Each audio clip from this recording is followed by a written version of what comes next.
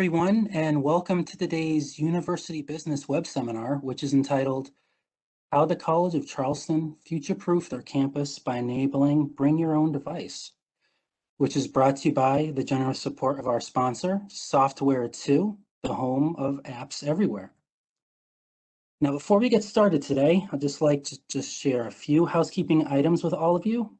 For technical support, please use the chat panel, which you can find on the lower right-hand side of your screen. Then select on my name, which is Stephen Blackburn, and then type your message if you're having any technical issues, and I should get to you shortly.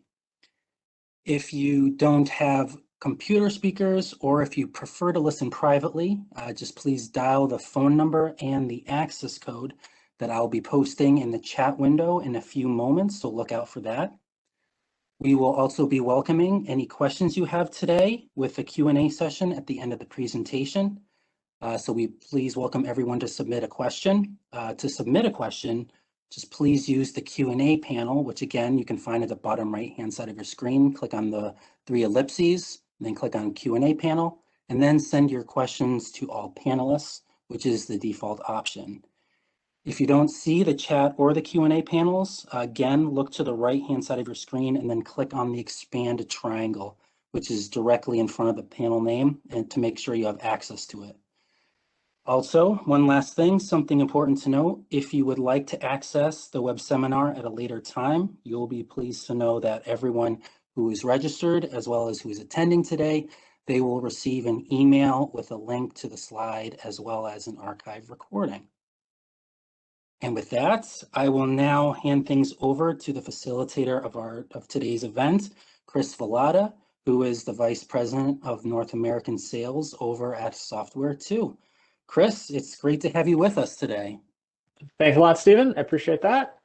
I'll keep my intro brief because I am definitely not the main event here. My name is Chris Vallada. I do work here at Software 2 on the sales team out of Charlotte, North Carolina. I am here to facilitate and just to help with the polls and some Q&A at the end. Of course, following the webinar, if anybody does have any questions or if they're interested in seeing how Apps Anywhere may work at their institution, myself or somebody on the team here will be happy to reach out. Hi, Thomas from Calgary. Beautiful, beautiful Calgary. So with that, I'm going to pass it over to our customers, Chris Lindell and Bissell Anderson, and let you all just go ahead, take it away, make it Chris the presenter. Hi, everyone. I'm Chris Lindell. I am the Operating Systems Manager at the College of Charleston.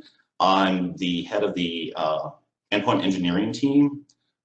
We are responsible for all of the campus-owned operating systems, software, as well as some security.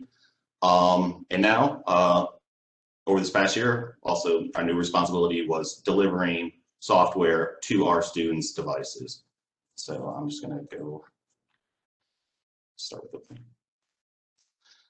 And then with me is Bissell Anderson. He's the Director of Infrastructure at the College of Charleston. Bissell, you want to say anything about yourself? Hello, everyone. I've been at the college for a couple of years, and we needed something quick for fall of last year so that we could get applications to students quickly, and Chris and his team worked through it and got it up and running fairly quickly. So, all right, thanks, Bissell. Let's get the next slide. Here's just our agenda, talking a little bit about the college itself, how the project came to be, the requirements, the challenges, the solution that we took. And then at the end, we also did some marketing to our students just to make sure that they were aware. This is a completely new thing for them, going from classrooms in the lab, computers, to using software on their own device. So we did quite a bit of marketing to make sure that they were aware of what was out there for them. So. Okay, a little bit about the College of Charleston. We were founded now over 250 years ago. At first, it was a city college. eventually, and Bissell, you might correct me, I believe in the 70s, we became a part of the state system, somewhere around there. We have a little under 10,000 undergrads and about 1,000 graduate students who are pursuing masters. Our location, we're in Charleston, South Carolina, right in downtown on the peninsula. Just a little tiny college where we have a really small footprint because of small peninsula. And it's old, so there's not a lot of room to expand. So, Bissell, you have anything else you want to talk about with the College of Charleston?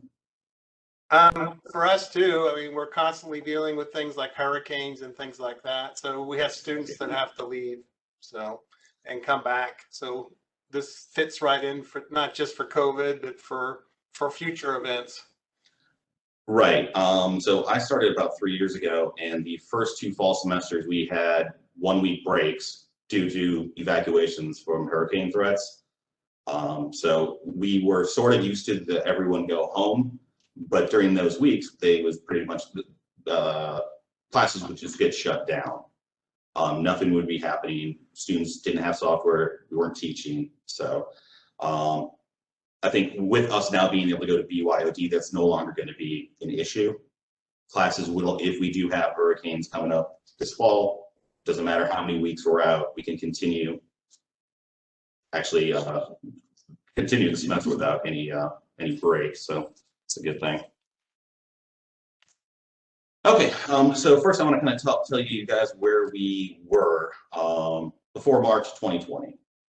We were really traditional on how we delivered software to our students. Said we had approximately 1,000 lab and classroom computers sprinkled throughout campus. On top of that, we have about 300 or so teaching stations that we also manage. And how it was is most of the software, the vast majority of our software could only be accessed by our students on campus in these classrooms and labs. And now that was a problem. One of the problems with that is availability for the students. They'd have to be on campus. They couldn't be at home. And at certain hours of the day, a lot of times classrooms in these labs are used. So the availability was just not very good for them, which was even before COVID. We were talking about for 3 years, like since I got here, at least there was discussions about going to BYOD. For those reasons, for the students, of course, it was just having it available 24/7 on whatever device that they wanted. The other thing, we did have some software installers that we made available to students, but it was pretty haphazard. They would put a ticket in with our service desk, and it would come to my team, and there was one guy on my team who actually had the installers and would reach out to the students and make it available on the shared OneDrive. So it was super clunky, and that was only for maybe about 5 software titles, all of them, for the most part, like stats and math ones. So that's where we were on March 11th of 2020. Chris, you want to take over? All right, thanks. Yep, so this brings us to our quick first poll here. If your campus is considering a reduction in computer labs or spaces, why? Is it primarily to save budget? Are you investing in BYOD instead, reclaiming space for teaching and independent study, or not considering? And you'll find you can answer those questions on the right-hand side, bottom right-hand side of your screen. All right, thanks, Chris. Okay, so I'd like to kind of tell you the story of how we dealt with COVID, and that a big part of that was going to BYOD. I was actually, when I was looking, thinking about this presentation and what I wanted to talk about, I did go through all the emails from last March. And what was surprising to me, I don't know, surprising at the time, but I noticed that there was no panic. We were not prepared to shut down campus at all throughout the first part of March, the first 10, 11 days. Up until the March 11th, which was a Wednesday, that's when I remember we had our IT leadership meeting that day. And there was discussions and some concern about what was going to happen. But I don't think anyone at that point thought we were shutting down for the rest of the semester. So on the 11th of Wednesday, oddly enough, just weirdly, on the 12th, I actually left for LA for a wedding, not thinking by the time I returned that everything would be shut down, including campus. So we were completely unprepared. I landed on the Tuesday of the following week, and the Sunday before is when our governor, the governor of South Carolina, McMaster, shut down all K through 12 and all public universities. So we had some good fortune on the timing. The Monday, the March 16th, started our student spring break. So we had a week to try to figure out how we're going to get to the end of the semester, not knowing if the students would be coming back at all. The original messaging, or the original, what we had been told is it's going to be a two-week lockdown. No one comes back for 2 weeks, and then we'll resume classes at the beginning of April. Of course, that's not how it worked out. So what we did, just to kind of limp by to get to end of semester, is we had some campus technologies that we could leverage, but it was very little. I would say, let me look at some of my notes here. We did immediately set up a SharePoint site where we put some of our installers for the students, for those that are licensed to our students. But it was really, we only put it up if the students would have to contact the service desk, and then we make it available to them on a per person basis. So it was not ideal at all. The other technology that we had at the time, which I didn't even know about until that week, is the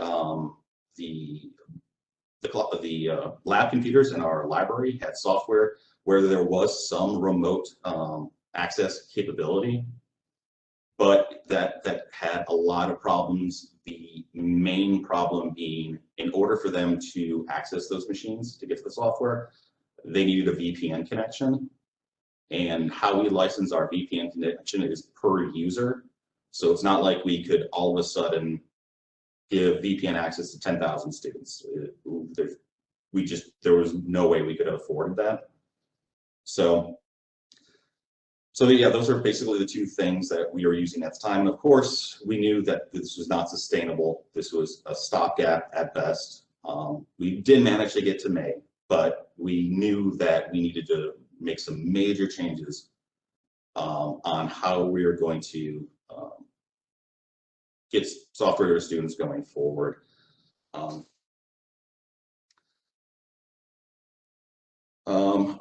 I guess the other, during that week, another one of our challenges is a lot of the students were using Adobe, and thankfully the Creative Cloud, and thankfully Adobe came through and opened that up.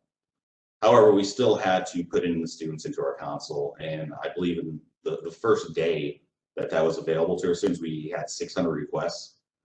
So that was one other way that we managed to get software out. But again, that was only temporary. I believe they ended that program in July. So it was not something that we could use going forward. Okay.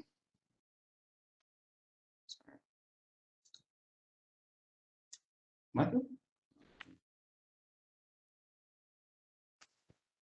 Sorry, there was a quick poll and I didn't know about it. Go ahead, Chris, take over. Okay, sorry. Awesome. No, that gave me time to find my unmute button, so I appreciate the buffer. So our second poll, and we'll chat a little bit about this one, is does your IT strategic plan include enhanced or expanded support of bring your own device? So yes, no, I don't know, or would like to discuss it. And you've got 30 seconds total, so about 20 seconds left to respond to this one. The bottom right-hand corner of your screen.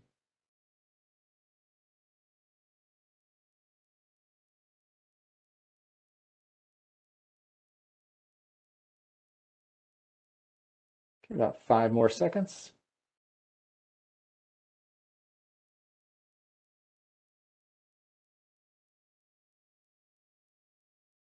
All right, should see the results here. So 50% did not answer, but after that, then we've got 24% say yes.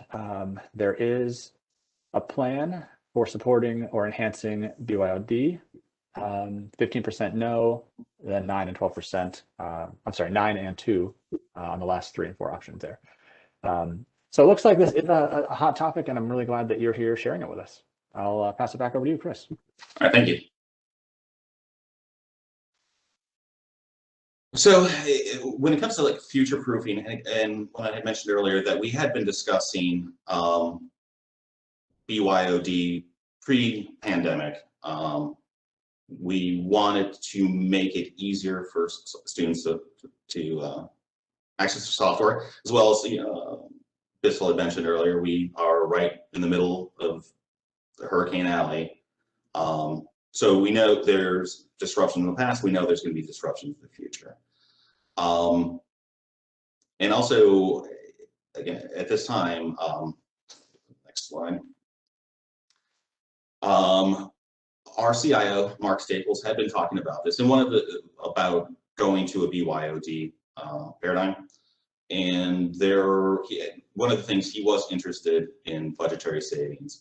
One of our largest pieces of our IT budget is PC replacement, and that includes the 1,000 lab and classroom computers.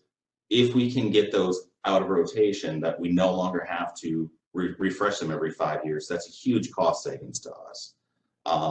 Even at 1,000 machines at $1,000 a pop, you're spending basically $1 million every 5 years just to replace those machines, and that's in perpetuity, right? It's a constant ongoing battle. And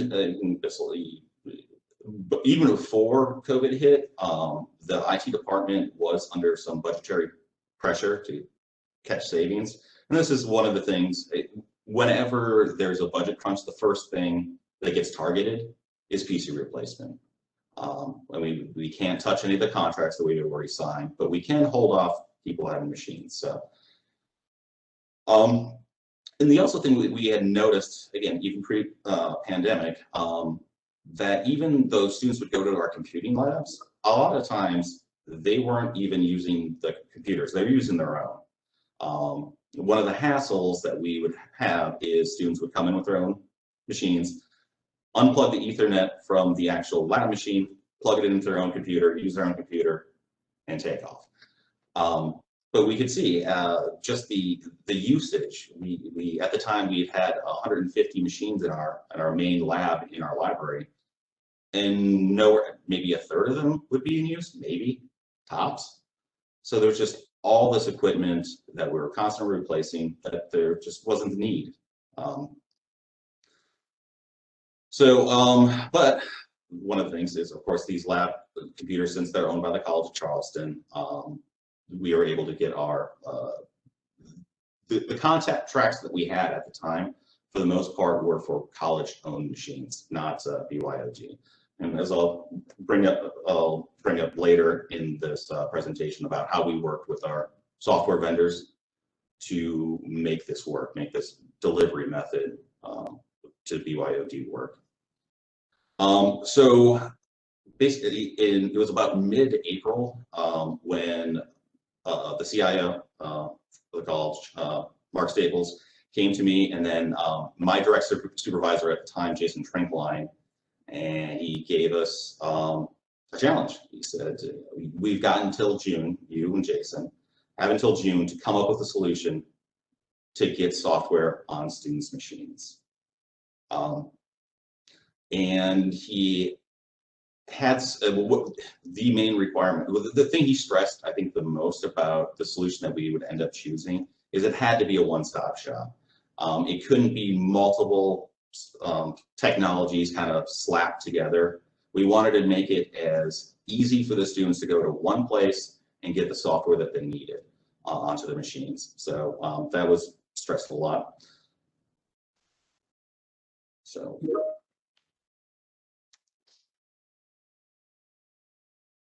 Okay, so yeah, the challenges were, all right, so we needed to be able to replace these classrooms and labs. How are we going to go about doing that? And again, at the time, we didn't know what was going to happen for fall. We had no idea. As far as we all knew, fall was going to be just like any other fall. Of course, it didn't turn out to be the case. But Mark I think Mark had seen this as, obviously it's going to be a challenge to completely change how we're delivering our software.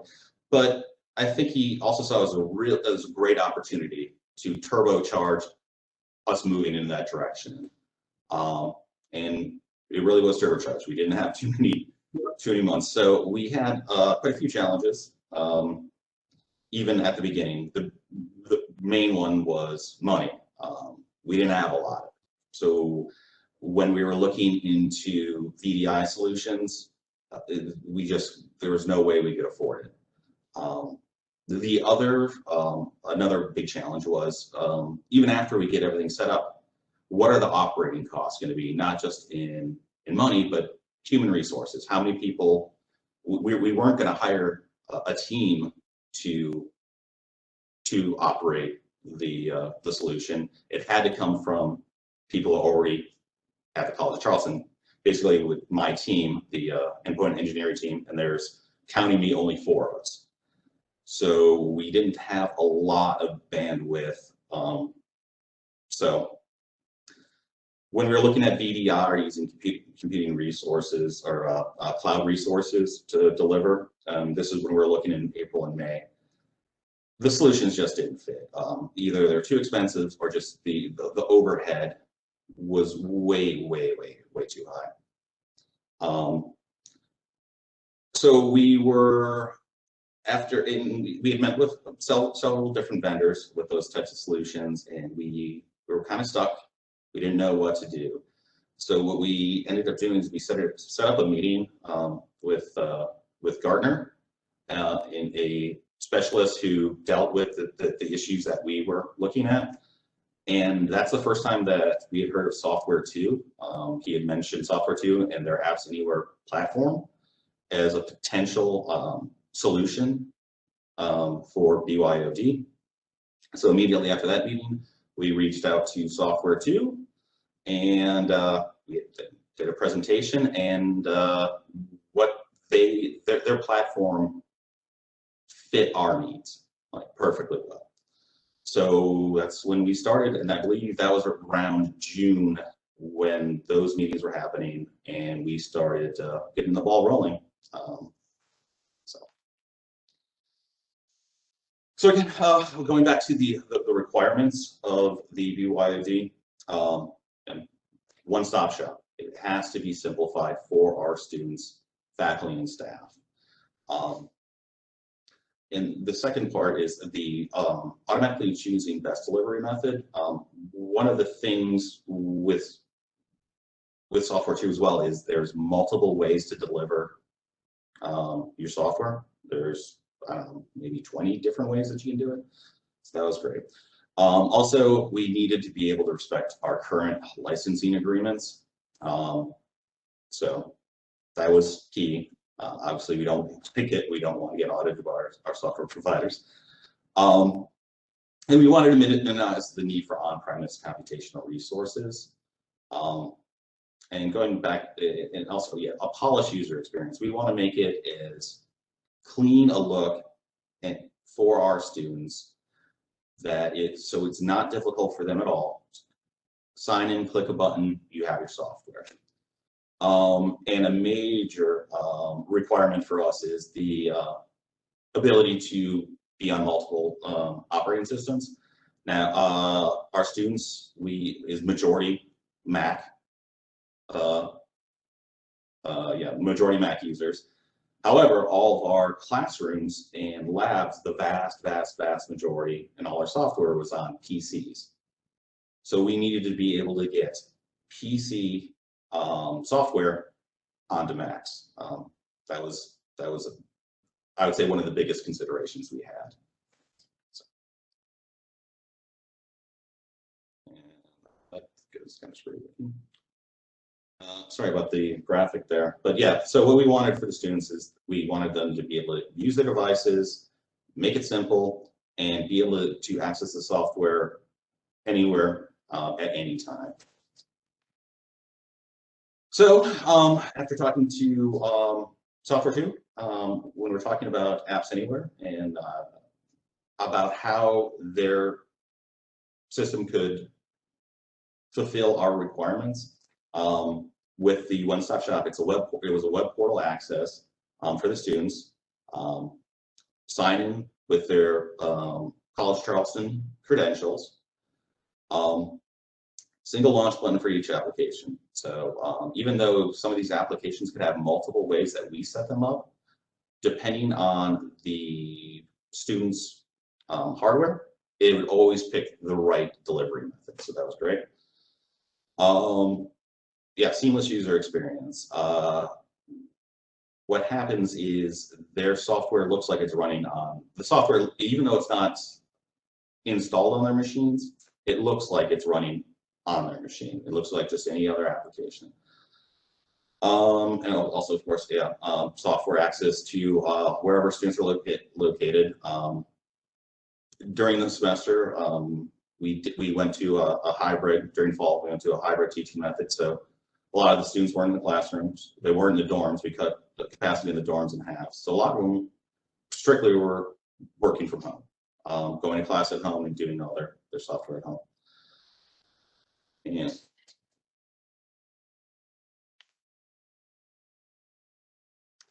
okay, so that's after we had met with Software 2, we decided that we wanted to go with this solution. And that was at probably the beginning of June. Then we needed the process. So we had about, at that point, about 2.5 months to purchase everything we need, set it all up, and get it running by first day of classes. So the first part, of course, is procurement. We did have to purchase some servers. I believe we purchased 6 servers in total.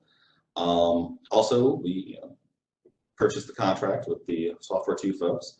And I'm not sure if anyone else here is familiar with the South Carolina procurement process. It is lengthy.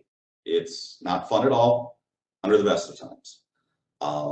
So we did manage to speed it as much as we could, but it still was going to take time. I don't believe that all the contracts were finalized and all the software or the equipment in place until into July at that point. So now we're looking at about a month from setup to rollout. One of our major challenges possibly unique to the College of Charleston is how our data center was set up. It's very, very secure, where 2 servers sitting next to each other cannot communicate unless explicitly allowed to. So that had some challenges when the Software 2 engineers were doing the initial setup. So I mean, they had done hundreds of setups before, and they were running into new and unique problems posed by how we run things.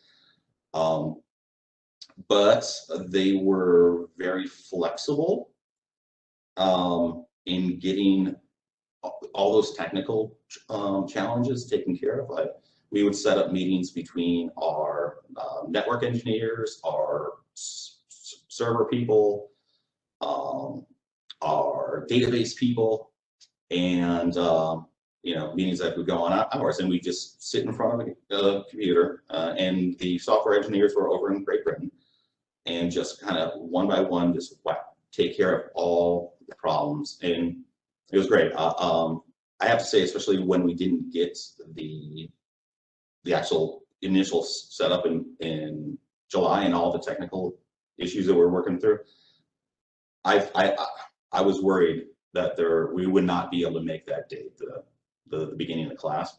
But thanks to, a lot of hard work on our end and a lot of hard work on the Software 2 engineers' end, we were able to get it up and running before class started. I believe it was fully completed about a week before class started. I do remember when we were talking to the Software 2 people at the time, they had mentioned that most rollouts to their solution for their other clients it would take multiple months. They like a good idea would be to take 3 to 6 months just to plan carefully, get everything set up before rollout. Obviously, we had a month, so it's pretty incredible that we managed to pull it off, but we did. So as a part of the implementation process is setting up cloud paging, and that's one of the major ways that that Apps Anywhere delivers software to your users. Basically, what it does is it sends the software to the user's computer if it's a PC, and it's not installed with the PC user's computer to the computer. It is installed, and it runs using the user's actual computing power, which is huge. That took a lot of the load off our servers. So we started training on cloud paging about 2 weeks before the semester, and so we were with the software 2 people for, I believe it might have been it was a full day of training, trying to what they call cloudifying the software so we can get it to the students.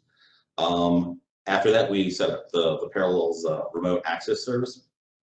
And that was crucial because that was what enabled our Mac users to run PC software on their computer.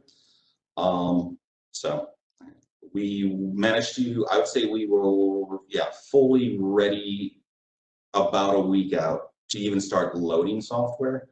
So we spent a lot of hours that week, but we were able to get all critical software up in time. First day of classes. So we did manage that 4 weeks were managed to get it all done. And I don't know, Chris, do you want to talk about this one?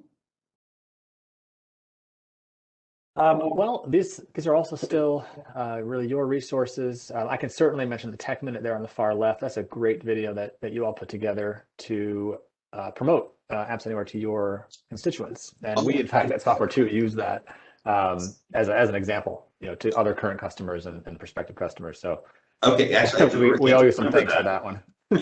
Yeah, we did do quite a bit of marketing to our students, again, just to make sure that things are changing, but their software would be available. We also did quite a bit of training with our service desk people, in case people had any questions or had any problems. Sorry, but yeah, that's a little bit of our marketing. Yeah. So when we measure success about how our BYOD rollout went, first, day one, all necessary software is available. At this point, we have about 115 software titles that are available to our students on all their devices, and that number is just going to keep going up.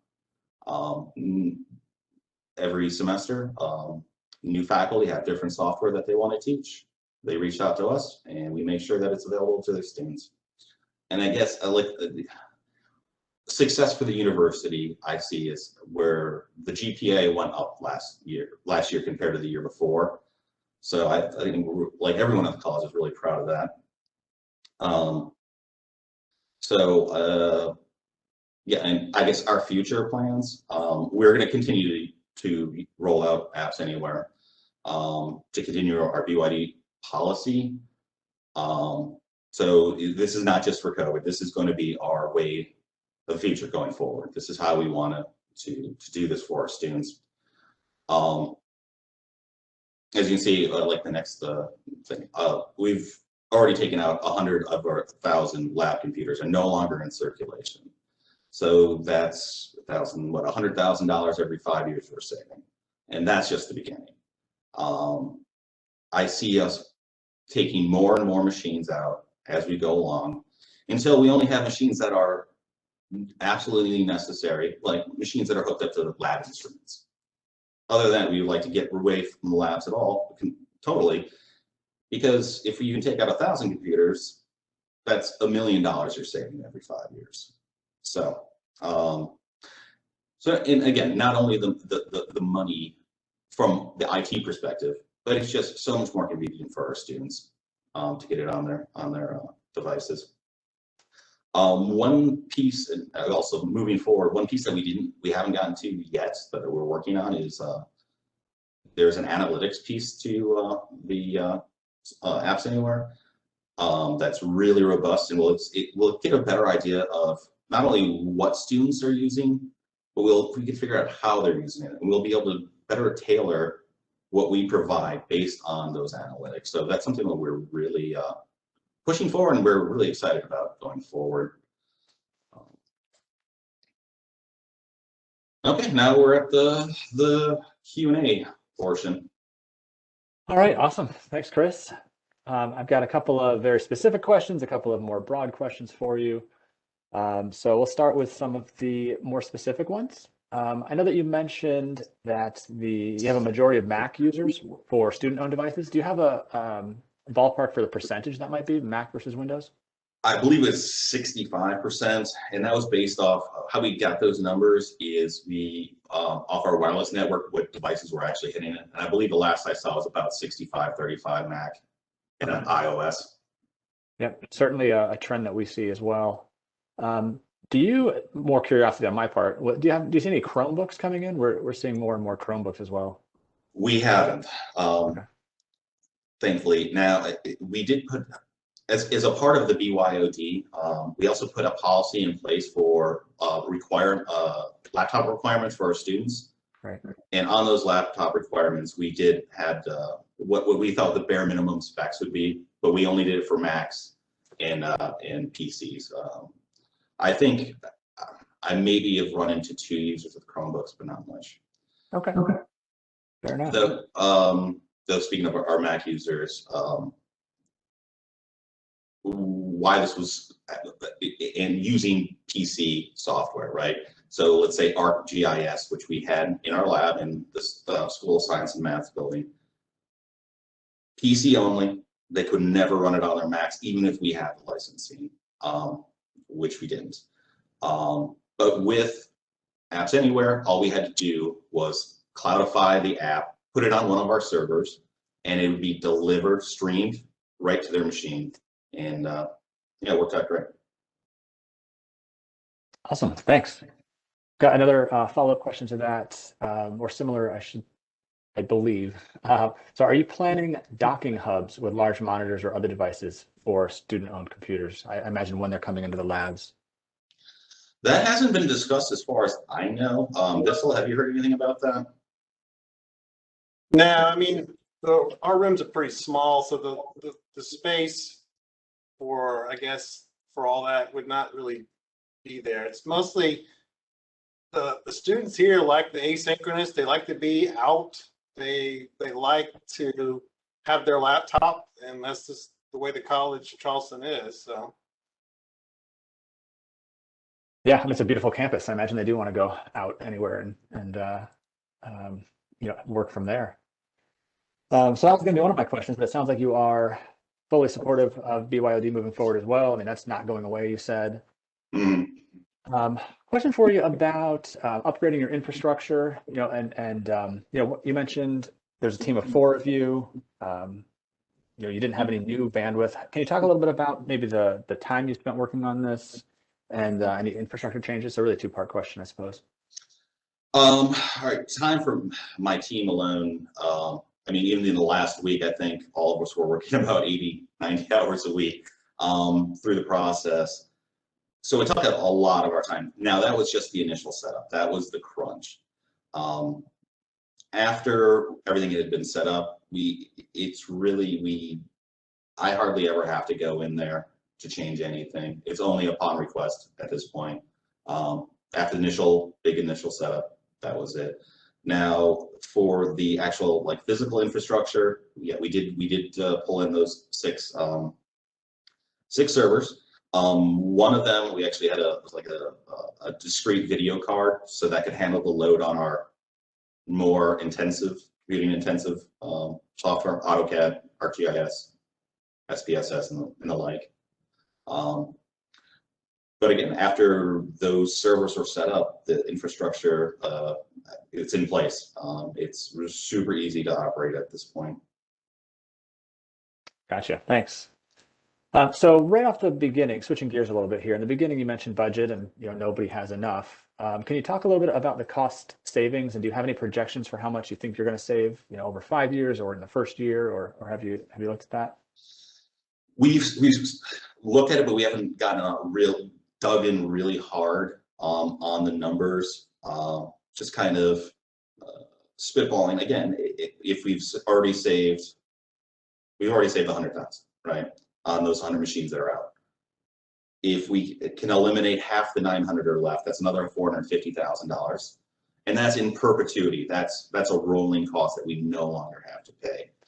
So when we had first, again, looking into solutions, and we were talking to software too, one of the main sellers that we had to our CIO at the time is, look, if we can replace these lab and classrooms machines, this solution is going to pay for itself eventually. Now, how many years? Go ahead. Another cost to look at is how many students are going to transfer because they can't get to the access to applications to take their class. And we didn't have that many students transfer in spring. So fall semester, they had a decent experience.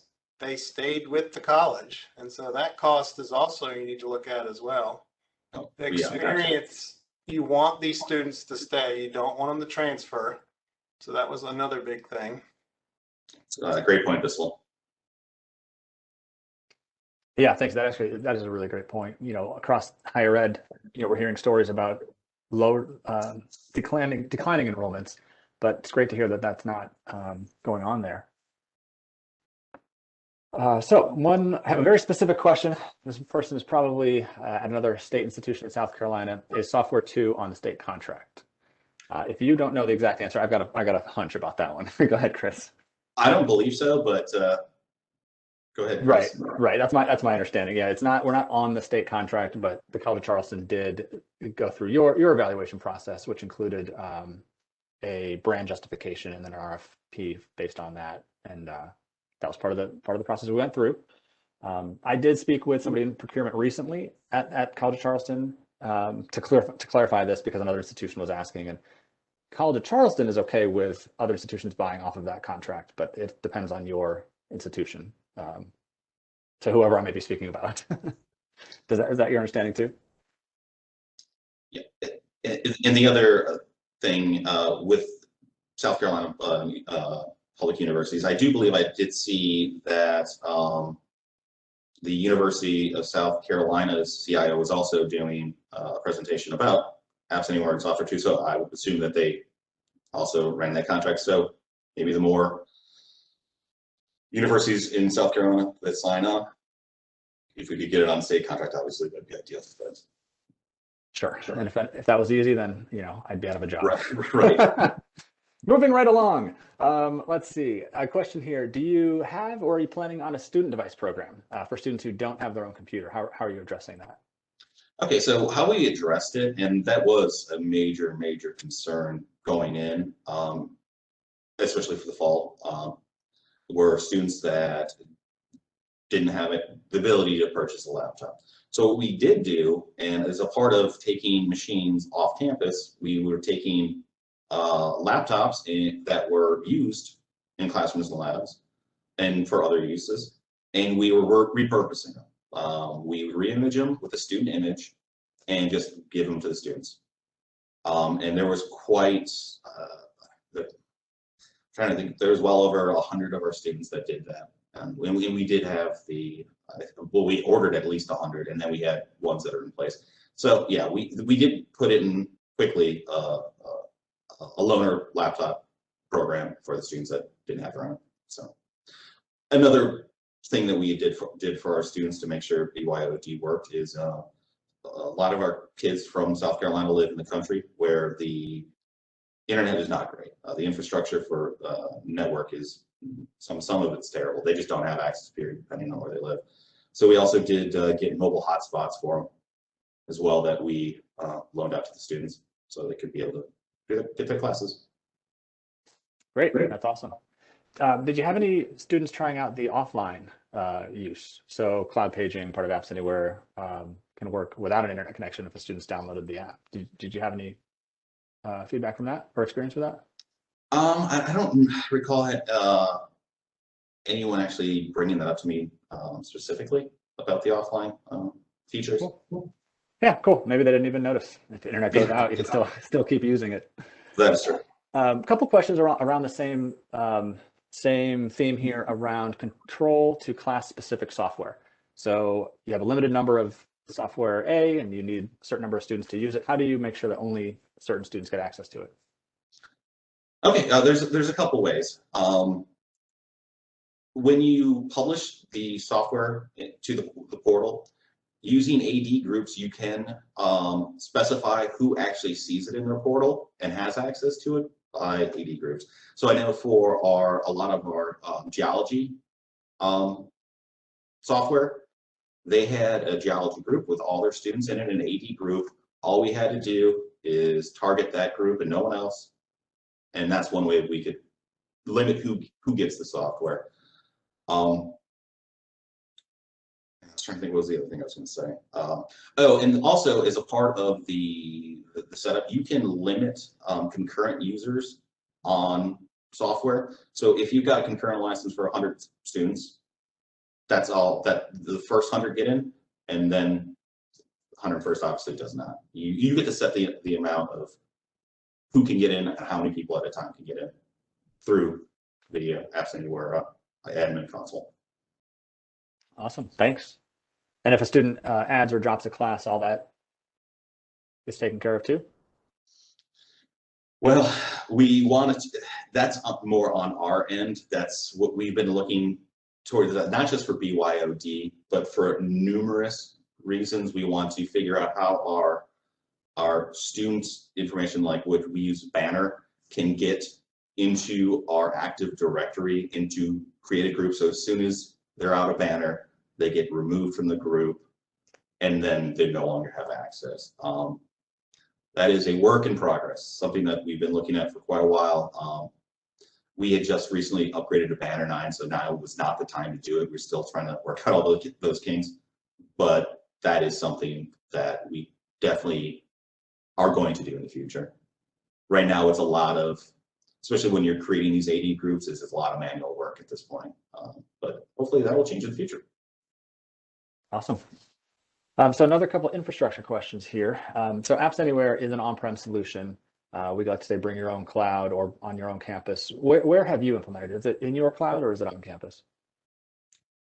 Where where are your servers? In the cloud or on campus? It is in our data center, physically on our campus. Okay. Yes, it is on our campus. Okay. As I'm scrolling through, I think we've got most of the questions here. Is there anything that we haven't asked that you think that we should? Probably not. It'd be in the presentation, right? Yeah. Okay. Well, I don't see any other questions. Oh, actually, here's a good one. What about student feedback? Have you received any student feedback? Yes. So we did put out polls to our students at the, I believe Mark did it at the end of the fall semester, thinking about how we did overall for the semester, not just only our portion of it, getting the software out, but just even the long distance learning overall. And the feedback was good. I was surprised really how good it is. I know a lot of times when people actually take the time to fill out feedback, sometimes it's because they're upset, but we had great feedback, really great feedback. While speaking of feedback, as a part of last summer, when we're on top of all these other things, we were working with a member of the student council, I believe it was the president of the student council the entire time, and even afterwards, to see what they're seeing. Is IT meeting their needs? Yeah, she had great feedback for us as well. So. Okay, great. Well, I think that's about it. If I did miss any questions, we will be sure to reach out to those folks and either answer them the best we can, or maybe point them your direction. If that's all right, Chris. Yeah, absolutely. Yeah, any questions? You just send me. You can send me an email, Chris, and I'll get back to. Or I'll try to address them. I'm not sure how we go about it. Do we have email addresses that I can directly correspond with people, or how would you like to? Sure. Yeah. I mean, exactly. Yeah, that makes sense. We'll make sure that we get all the questions answered. That'll be my takeaway. Okay, sounds great. Cool. Okay, wait, one more just came in. Will you still keep the computer? Nope, sorry guys, I just lost that one. So I apologize, I'll get that question answered. But I will turn it back over to Stephen. Actually, I do see a couple questions that I'd like to address. Oh, sure, great. I can actually see. One is, will you still keep computer labs and classrooms active and refreshed with new computers? At this point, yes, but we are going to be transitioning slowly. We're going to be retiring machines and not replacing them. I think that's how we're going to go about getting it completely off. So, though, the second part of the question, will we be refreshing machines? At this point, I don't see us refreshing any machines. I think the machines that are currently in our classrooms and the labs are going to go until they no longer can go. And they'll just be slowly winnowed away. That's my thought on that. Oh, I just saw Jason Trinkline's on the call, or on this. This is awesome. All right, so Jason Trinkline, and I really, really wish he was still at the College of Charleston, because I'm sure he would love this. He's a lot more outgoing than I am. I'm sure he would have loved doing this presentation. I hope I didn't miss anything, Jason. So, and if I did, sorry. It was a pretty stressful time. Well, thank you. But yeah, Jason was the assistant director of IT for the College of Charleston while we were implementing this, all the way up until school started last fall. So that's great to see you. Perfect. Well, I mean, yeah, if there are, we can definitely get back. You can send those questions to you afterwards if you don't, since we don't have time for the rest of the day. So like Chris was saying, we'll send you all the questions that you may have not have answered, and we'll send them over your way. So you'll be able to do that after the presentation. Perfect. But yeah, so thank you, Chris Vallata, for facilitating today's discussion. Thank you again, Chris and Bissell, for taking the time to speak with us today. Our audience appreciates it as well. And to all our audience members, like I just said a few minutes ago, if we didn't get the chance to answer your questions, the team at Software 2 will be more than happy to get back to any questions following the presentation. And with that said, I would also like to thank our attendees for joining us today. For those who enjoyed our presentation, there are many more upcoming web seminars like this one that are provided by University Business, which is the leader in editorial coverage of news, trends, in addition to current issues in higher ed. Our wide range of readers here at UB subscribe for free, and they stay up to date with us through our print magazine, the digital edition of the magazine, our newsletters, and web seminars like this one. And for those of you who would like to watch this web seminar again, or maybe some of you who believe that the solutions provided in this web seminar would be really helpful to your colleagues, you'll be pleased to know that there will be an archive recording of this web seminar that will be available at the URL, which you can see on your screen here. And you can also expect to receive an email from our team later today, which will include a link to all the slides as well as the on-demand video. So look out for that. So with that, on behalf of UB, this is Stephen Blackburn. Thanks everyone, and have a great summer. And thank you again to our presenters today. This was really great. This was great. So thank you very much.